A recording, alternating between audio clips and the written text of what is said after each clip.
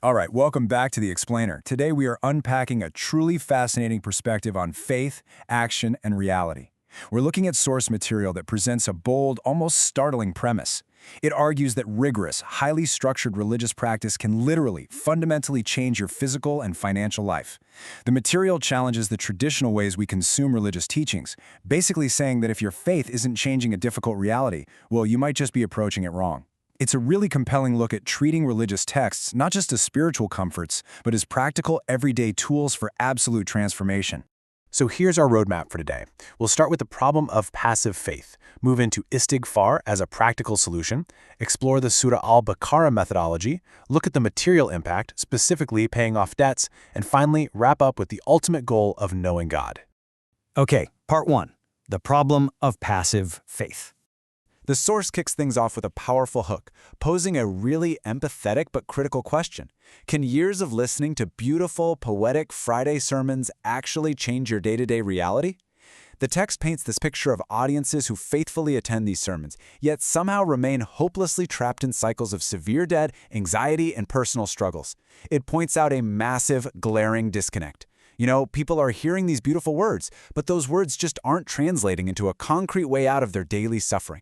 And this perfectly illustrates the stark contrast between the traditional approach to faith and this demanding new methodology. On one side, we've got passive listening.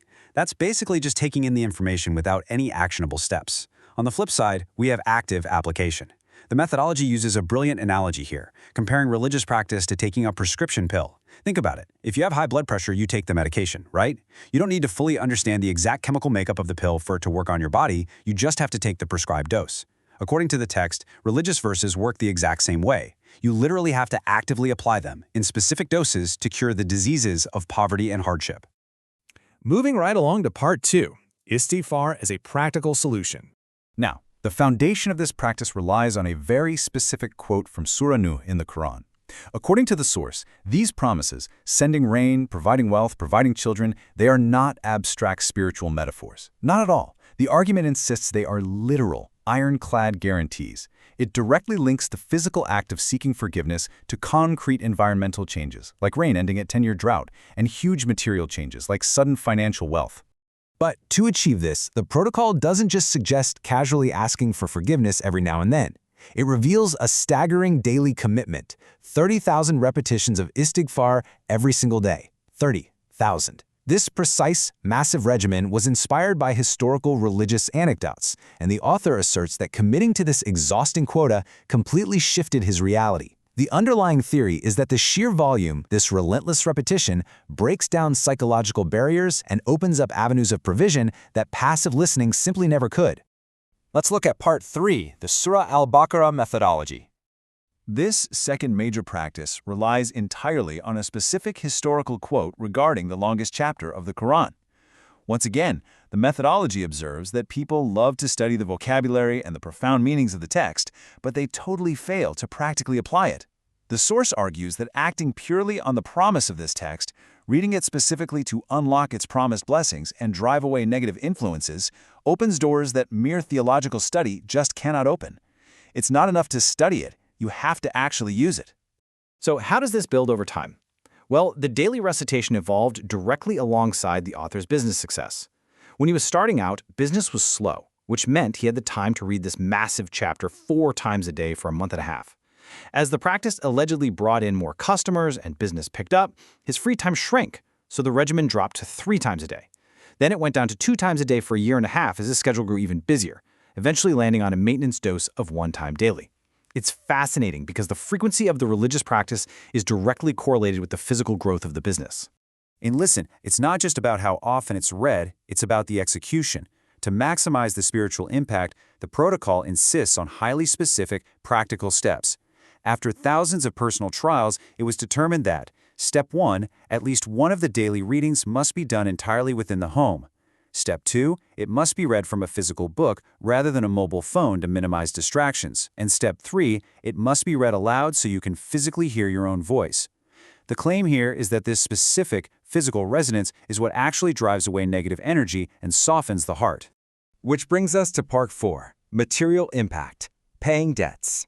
The unexpected clearing of over $80,000 in crushing bank debt is attributed specifically to strict adherence to these spiritual quotas. The text explains that for years, getting out of debt seemed to require just, being clever in business, but nothing worked.